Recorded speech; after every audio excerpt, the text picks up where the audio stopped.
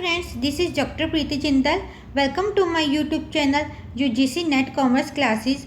आज हम financial management course का थर्ड लेसन स्टडी करेंगे, that is types of financial decision.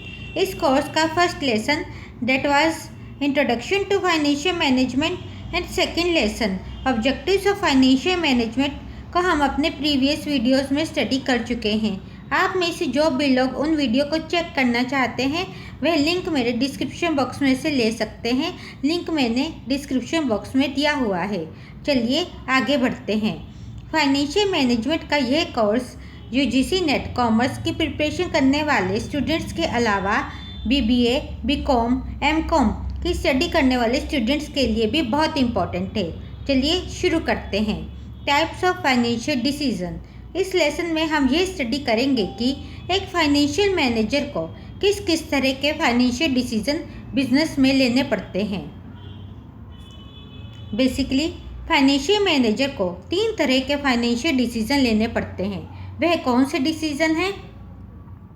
Investing decision, financing decision और dividend decision. इन तीनों तरह के डिसीजन को हम एक सिंपल से एग्जाम्पल से समझते हैं। मान लीजिए आप कोई नया बिजनेस शुरू करना चाहते हैं, जैसे आप स्वीट्स की शॉप खोलना चाहते हैं। इस शॉप को खोलने के लिए आपको सबसे पहले ये डिसाइड करना पड़ेगा कि आप शॉप को चलाने के लिए बिल्डिंग किराए पर लेंगे या अपनी खरीदेंगे। दूसरा, आपको यह डिसाइड करना होगा कि आप शॉप में कितने एम्प्लॉयज़ रखेंगे, रॉ मटेरियल कितने का परचेज़ करेंगे, कहाँ से परचेज़ करेंगे, लाइटनिंग पर कितना खर्चा करेंगे, शॉप का साइन बोर्ड बनाने के लिए आप कितना खर्चा करेंगे। कुल मिलाकर आप शॉप को शुरू करने के लिए कितनी इनिशियल इन्वेस्टमेंट करेंगे, ये सबसे पहले आपको डिसाइड करना होगा। यह डिसीज़न कहलाते हैं इन्वेस्टिंग डिसीज़न। यह डिसाइड कर लेने के बाद आपको दूसरा डिसीज़न लेना पड़ेगा। वह है कि आप इन्वेस्टमेंट करने के लिए फंड्स को कहाँ से इकट्ठा करेंगे, किस किस सोर्सेज का यूज़ करेंगे in order to acquire funds. Bank से लोन लेंगे या अपनी सेविंग्स का यूज़ करेंगे। आपको सोर्सेज को डिसाइड करना पड़ेगा जहाँ से आप फंड्स को कलेक्ट करेंगे। यह डिसीज़न कहलाते हैं फाइनेंसिंग डिसीज़न। इसके बाद आप तीसरा डिसीज़न लेते हैं। वह डिसीज़न ये होता है कि आप ये डिसाइड करेंगे कि शॉप से जो भी प्रॉफिट होगा उसका आप किस तरह से एलोकेशन करेंगे। कितना आप घर के खर्चों के लिए रखेंगे, कितना बच्चों की एजुकेशन पर खर्च करेंगे और कितनी की सेविंग्स करेंगे। यह डिसीज़न कहलाते हैं डिविडेंड डिसीज़न और डिस्ट्रीब्यूशन ऑफ अर्निंग्स, कि आप अपनी अर्निंग्स का किस तरह से डिस्ट्रीब्यूशन करते हैं। अब हम आगे बढ़ते हैं, इन सभी डिसीज़न को 1 बाय 1 डिटेल में स्टडी करते हैं। सबसे पहले हम डिस्कस करते हैं investing decision. What assets should company hold. एक कंपनी के पॉइंट ऑफ व्यू से इन्वेस्टिंग डिसीज़न को अगर हम समझते हैं तो इन्वेस्टिंग डिसीज़न में कंपनी सबसे पहले ये डिसाइड करती है कि कौन कौन सी एसेट्स में कंपनी इन्वेस्ट करेगी। मान लीजिए रिलायंस कंपनी नया बिजनेस शुरू करना चाहती है ऑटोमोबाइल्स के क्षेत्र में। वह एसयूवी को लॉन्च करने का डिसीज़न लेती है। तो इसके लिए रिलायंस कंपनी को यह डिसाइड करना होगा कि वह किस किस तरह की एसेट्स में कितना इन्वेस्ट करेंगे। इन्वेस्टमेंट करने के लिए आपको 2 तरह के डिसीज़न लेने होंगे, एक लॉन्ग टर्म इन्वेस्टमेंट डिसीज़न और शॉर्ट टर्म इन्वेस्टमेंट डिसीज़न। इन दोनों ही तरह के इन्वेस्टमेंट डिसीज़न को हम आगे समझते हैं। Long term investment decision. These decisions are concerned with investment of funds in fixed assets such as plant machinery, building, furniture. सबसे पहले रिलायंस इंडस्ट्री को यह डिसाइड करना होगा कि वह फिक्स्ड एसेट्स में कितना इन्वेस्ट करेंगे। फिक्स्ड एसेट्स कौन सी एसेट्स होती हैं? यह वह एसेट्स होती हैं जो कि एक बिजनेस अपने जीवन काल में लंबे समय तक के लिए यूज़ करता है, जैसे plant and machinery, building, furniture आदि। इन डिसीजंस को हम कैपिटल बस्टिंग डिसीजन भी कहते हैं। सिर्फ फिक्स्ड एसेट्स की ही बिजनेस में ज़रूरत नहीं होती। फिक्स्ड एसेट्स के अलावा बिजनेस में करंट एसेट्स की भी ज़रूरत होती है। वह कौन कौन सी एसेट्स हैं? Cash, debtors, inventory. यह वह एसेट्स होती हैं जो कि शॉर्ट टर्म में ही कैश में कन्वर्ट हो जाती हैं, जैसे 1 साल के अंदर ही कैश में कन्वर्ट हो जाती हैं। इन डिसीजंस को कहते हैं वर्किंग कैपिटल डिसीजन, क्योंकि ये एसेट्स हमें डे टू डे ऑपरेशन के लिए चाहिए होती हैं। शॉर्ट टर्म एसेट्स की ज़रूरत किसी भी कंपनी को इसलिए होती है ताकि वह अपने डे टू डे ऑपरेशन को सफलतापूर्वक चला सके। इसलिए इन्हें वर्किंग कैपिटल डिसीजंस भी कहा जाता है। अब हम आगे बढ़ते हैं।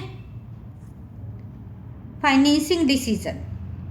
फाइनेंसिंग डिसीजन जैसा कि हम समझ चुके हैं, इसमें हम यह डिसाइड करते हैं कि how the assets will be financed.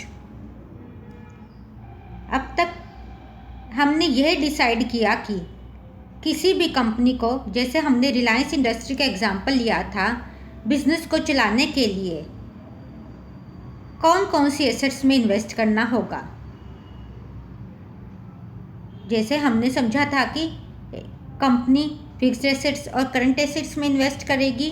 अब हम यह डिसाइड करेंगे कि उन एसेट्स में इन्वेस्ट करने के लिए फंड्स को कहाँ से कलेक्ट किया जाएगा, किस किस सोर्सेज का यूज़ किया जाएगा in order to collect the funds. यहाँ पर आपको यह ध्यान रखना होगा कि कोई भी कंपनी किसी एक सोर्स का यूज़ नहीं करती है in order to raise fund, बल्कि वह अलग अलग तरह के डिफरेंट सोर्सेज का यूज़ करती है फंड्स को कलेक्ट करने के लिए। जनरली हम डेट और इक्विटी का यूज़ करते हैं in order to raise long term capital. अब हम ये समझते हैं कि डेट और इक्विटी क्या होते हैं। डेट, सबसे पहले हम ये समझते हैं कि what is debt. Debentures and long term loans are classified under date.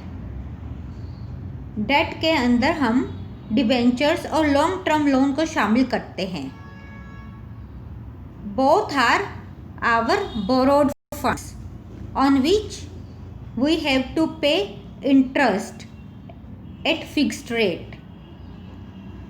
Borrowed funds पर कंपनी को एक निश्चित दर से इंटरेस्ट की पेमेंट करनी होती है, चाहे कंपनी को लाभ हो या हानि हो। बिजनेस को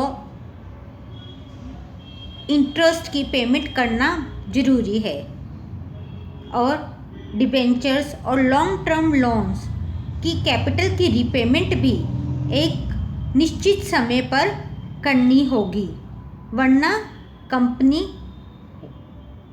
इंसॉल्वेंसी की पोजीशन में आ सकती है। इसका मतलब यह हुआ कि डेट पर फाइनेंसिंग रिस्क होता है। It is the risk of default on payment of interest and repayment of capital. अगर आप इंटरेस्ट की पेमेंट में कोई त्रुटि करते हैं या कैपिटल की रीपेमेंट नहीं कर पाते हैं तो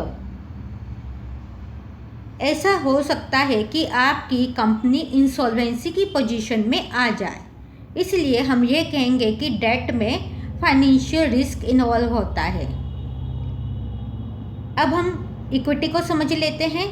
इक्विटी में हम equity share capital, preference share capital और रिटेन्ड अर्निंग्स को शामिल करते हैं। यह हमारे ओनर्स फंड होते हैं। इक्विटी शेयर कैपिटल हमारे ओनर कैपिटल होती है। इस पर इंटरेस्ट की पेमेंट की या कैपिटल की रिपेमेंट की कोई ऑब्लिगेशंस नहीं है। तो इसका क्या मतलब हुआ? इक्विटी के केस में फाइनेंशियल रिस्क इन्वॉल्व नहीं होता, इसलिए कोई भी कंपनी सिर्फ एक सोर्स का यूज़ नहीं करती। बिजनेस में फंड्स को कलेक्ट करने के लिए कंपनी इक्विटी और डेट दोनों ही सोर्सेज का यूज़ करती है इन डिफरेंट प्रपोर्शन। डेट से हम किस प्रपोर्शन में फंड्स को कलेक्ट करेंगे और इक्विटी से हम किस प्रपोर्शन में फंड्स को कलेक्ट करेंगे, यह डिसीज़न कहलाते हैं कैपिटल स्ट्रक्चर डिसीज़न, कि कंपनी की कैपिटल स्ट्रक्चर में किस प्रपोर्शन में डेट होगा और किस प्रपोर्शन में इक्विटी होगी। ये डिसाइड किया जाता है फाइनेंसिंग डिसीजन में, और इन्हें हम कैपिटल स्ट्रक्चर डिसीजन भी कहते हैं। अब हम आगे बढ़ते हैं। अब हम समझ लेते हैं कि डिविडेंड डिसीजंस क्या होते हैं। जैसा कि हमने शुरू में एक एग्जाम्पल लिया था कि अगर आप स्वीट का शॉप खोलने का डिसीज़न लेते हैं तो आपको यह भी डिसाइड करना होगा कि उस बिज़नेस से होने वाली अर्निंग्स का डिस्ट्रीब्यूशन आप किस तरह से करेंगे। बच्चों की एजुकेशन पर आप कितना खर्चा करेंगे, सेविंग्स के लिए आप कितना रखेंगे, घर के खर्चे के लिए आप कितना फंड देंगे। इसी तरह एक कंपनी को भी अपने टोटल प्रॉफिट का, अगर कंपनी का हम ये टोटल प्रॉफिट मानते हैं तो इस टोटल प्रॉफिट का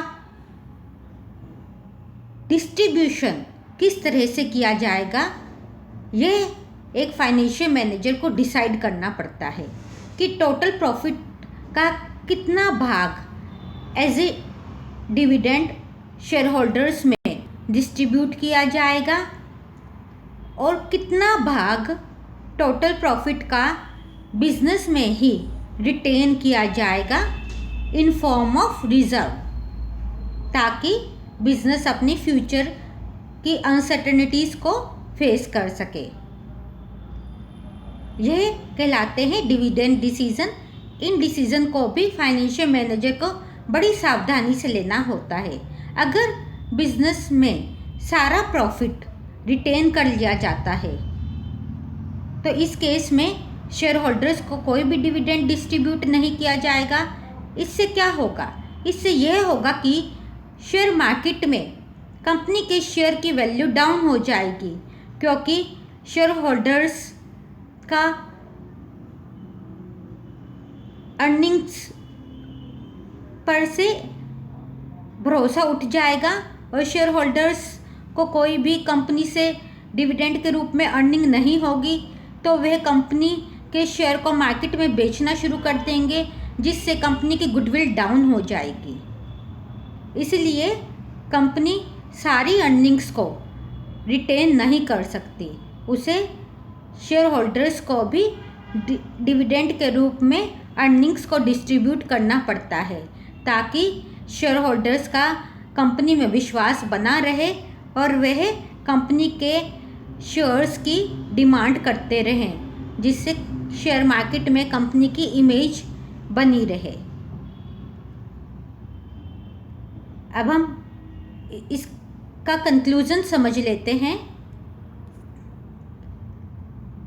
इन conclusion we can say that financial manager takes financial decision under 3 main category, namely investment decision, financing decision and dividend decision for achieving organizational objectives.